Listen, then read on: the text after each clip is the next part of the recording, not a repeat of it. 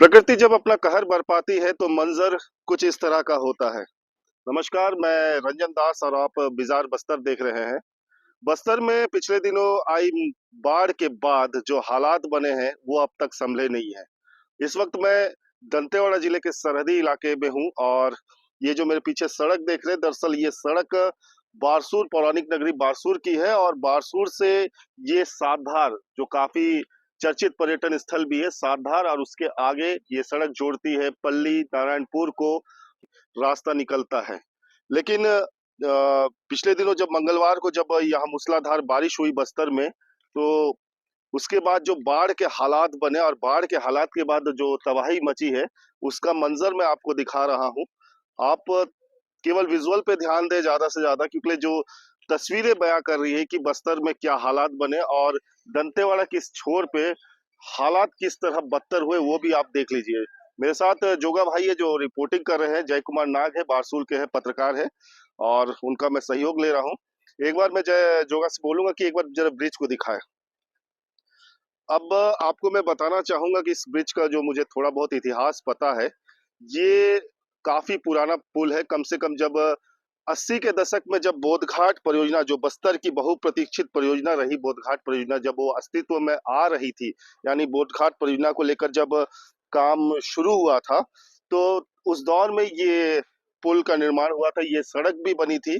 आपको पता होगा कि जब भी इस पुल के आगे आप जाएंगे तो आपको सातधार का वह बड़ा उच्च स्तर पुल मिलेगा जो इंद्रावती पर स्थित है। और उसे देखने के लिए इंद्रावती की जो खूबसूरती है, काफी विहंगम नजारा होता है। उसे देखने के लिए हर साल बरसात से लेकर ठंड के इस मौसम में सैलानी बड़ी संख्या में पहुंचते हैं। और इसीलिए चूंकि बारसूल पौराणिक नगरी भी है और सातधार का विहंगम नजारा भी है, और इसलिए ये सड़क काफी चर्चित भी है। लेकिन अभी इसकी जो दुर्दशा हो गई है वो आप देख सकते हैं। प्रकृति ने जब कहर ढाया तो किस तरह ढाया। इतना बड़ा पुल, करीब 100 मीटर लंबा यह पुल है और इसकी ऊंचाई अनुमानित मैं ठीक से आकलन नहीं कर पाऊंगा, लेकिन इसका जो अप्रोच है आप देखिए, पुल का आधा हिस्सा तो पहले ही बह गया। और जो अप्रोच है, जोगा जो इधर दिखाएंगे, जो अप्रोच है उसे देखिए, सड़क तो बची नहीं, जो अप्रोच से जुड़ी सड़क थी वो बची नहीं। और पुल का ज्यादा हिस्सा पूरी तरह से पानी में समा गया, नदी में समा गया। और अभी जो स्थिति है कि इस रूट पर आवागमन, अगर वाहनों की आवाजाही की बात करूं तो बिल्कुल संभव नहीं है।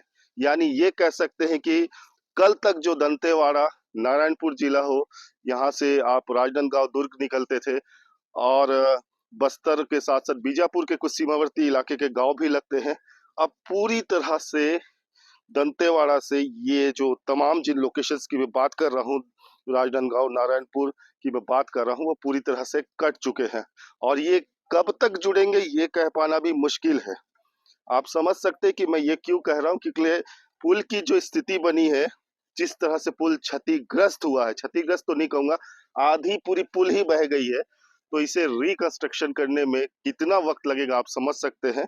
हालांकि कुछ देर पहले कुछ तकनीकी जो प्रशासन के जो इंजीनियर्स डिपार्टमेंट के लोग हैं वो पहुंचे थे, इंजीनियरिंग डिपार्टमेंट के लोग, वो उसका वैल्यूएशन कर रहे थे, आकलन कर रहे थे कि यहाँ क्या काम हो सकता है और किस ढंग से इसका नया रिकंस्ट्रक्शन किया जा सकता है, पुल को कैसे फिर से खड़ा किया जा सकता है और फिर से आवागमन शुरू हो। लेकिन अभी तो फिलहाल कागजों पर इसका वैल्यूएशन, आकलन करने का ये काम चल रहा है। लेकिन जो स्थिति बनी हुई है वो वाकई दुखदाई स्थिति बनी है।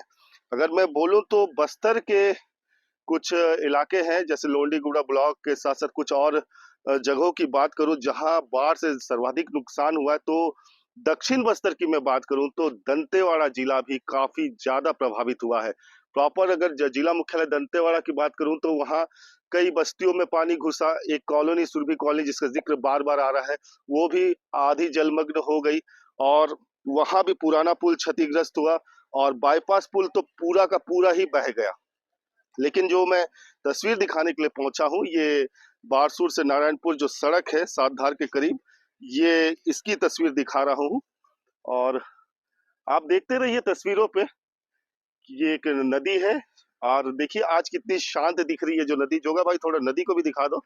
ये नदी कितनी शांत आज दिख रही है, लेकिन जब मंगलवार को जब ये जलजला जो आया, तो आप समझिए कि उस समय जो नदी का जो स्वरूप था कितना रौद्र था कि एक काफी पुराना मगर मजबूत पुल इसे कह सकते हैं, और उसका आधा से ज्यादा हिस्सा ये अपने साथ बहा कर ले गई।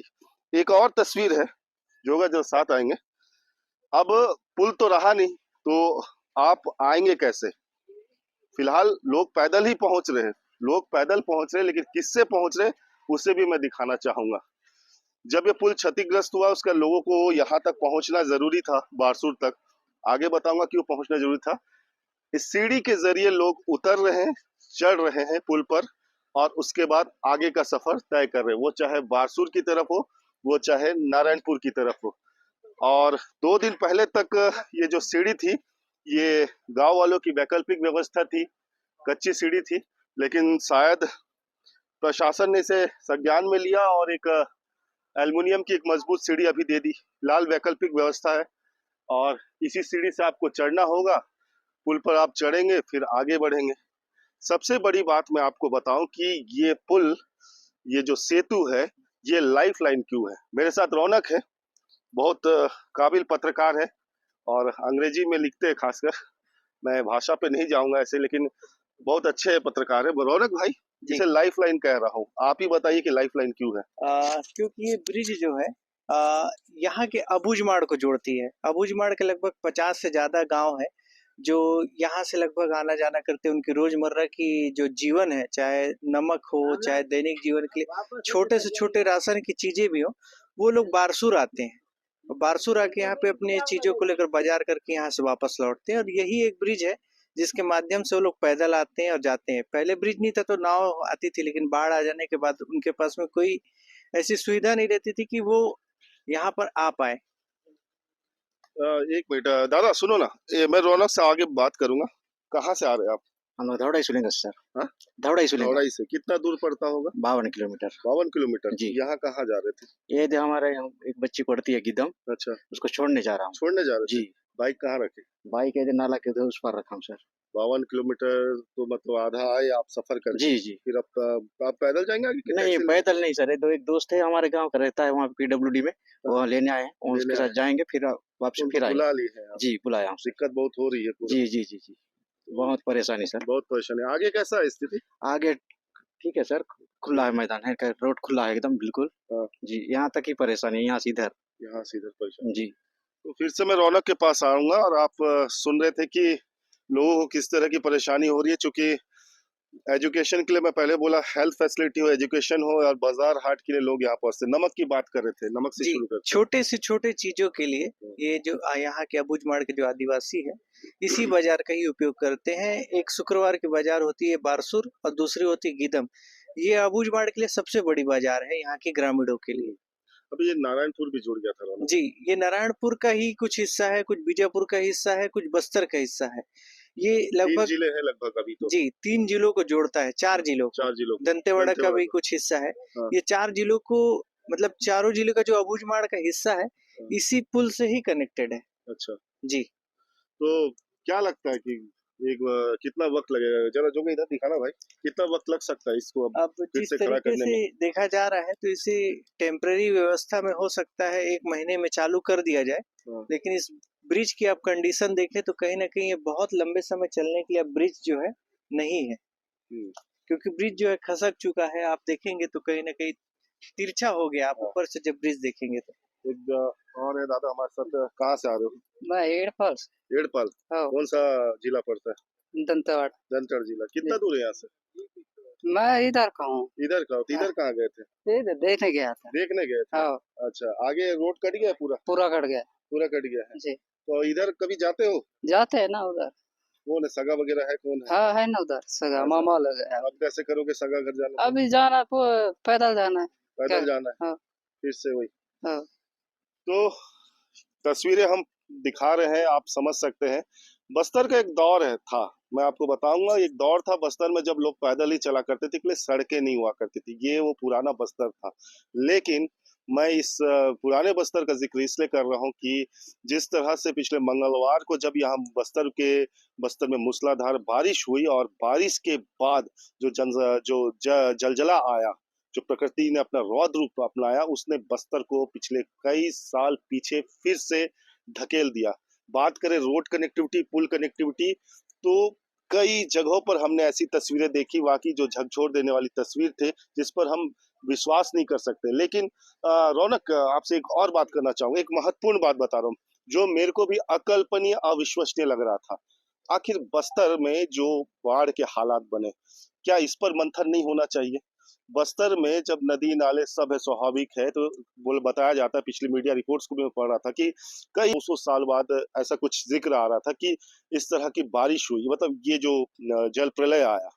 क्लाइमेट चेंज क्या क्लाइमेट चेंज की ओर हम बढ़ रहे हैं क्या? जी, बिल्कुल, अभी हम क्लाइमेट चेंज की ओर बढ़ रहे हैं लगातार। जैसे आप प्रकृति का जो पहले का रूप देख रहे थे, कहीं न कहीं ये धीरे-धीरे घटता जा रहा है। अब जो भी घटनाएँ हो रही है, प्राकृतिक आपदाएँ हैं, ये कहीं न कहीं बड़ी चेतावनी है कि प्रकृति क्या है, अपने हर चीज़ों को संजो के रखती है। लेकिन जब धीरे-धीरे प्राकृतिक अपने रूप में बदलते जाती है, क्योंकि हम लोग जिस तरीके से चीज़ों का उपयोग कर रहे हैं, लकड़ी का उपयोग कर रहे हैं, तो पेड़ लगातार काटे जा रहे हैं, तो कहीं खेत बनाए जा रहे हैं, तो कहीं माइनिंग के लिए बहुत सारी ज़मीनें ली जा रही हैं। तो धीरे-धीरे क्लाइमेट चेंजिंग स्वाभाविक है और उसका फल अब इस प्राकृतिक आपदा के रूप में आप देख सकते माइनिंग माइनिंग तो बस्तर में अब उसके आसार बढ़ते दिख रहे हैं। हैं। जी। जी, माइनिंग के लिए तो बस्तर को अब मेन माइनिंग के लिए ही बस्तर को जाना जा रहा है। पहले भी एनएमडीसी के लिए जाना जा रहा था, अब बहुत सारी माइनिंग कंपनी आ रही हैं, इसके लिए जाना जाएगा। जिसके लिए लोग विरोध तो कर रहे हैं, लेकिन उनके विरोध सुनने वाला कौन है? एक बहुत अच्छी बात बताई कि विरोध तो कर रहे हैं पर सुनने वाला कोई नहीं। बस्तर में माइनिंग के आसार बढ़ रहे हैं।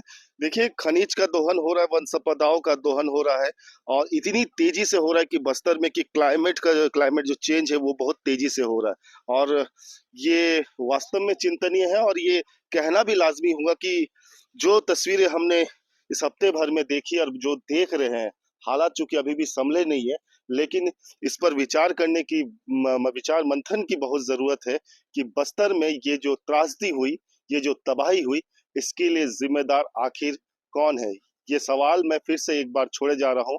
जो तबाही और जो त्रासदी हुई, इसके लिए जिम्मेदार आखिर कौन है? इस पर अगर मंथन नहीं करेंगे तो हो सकता है कि आने वाले कुछ वर्षों में उत्तराखंड, हिमाचल की तरह बस्तर में भी प्राकृतिक त्रासदी का मंजर आम हो जाए। मेरी रिपोर्ट कैसे लगी ज़रूर बताएं और मेरे चैनल को लाइक एंड सब्सक्राइब ज़रूर करें। लेकिन उससे पहले मैं ये सवाल छोड़े जा रहा हूँ कि बस्तर में जलवायु परिवर्तन के लिए जिम्मेदार कौन है? आप अपने कमेंट ज़रूर करें। धन्यवाद।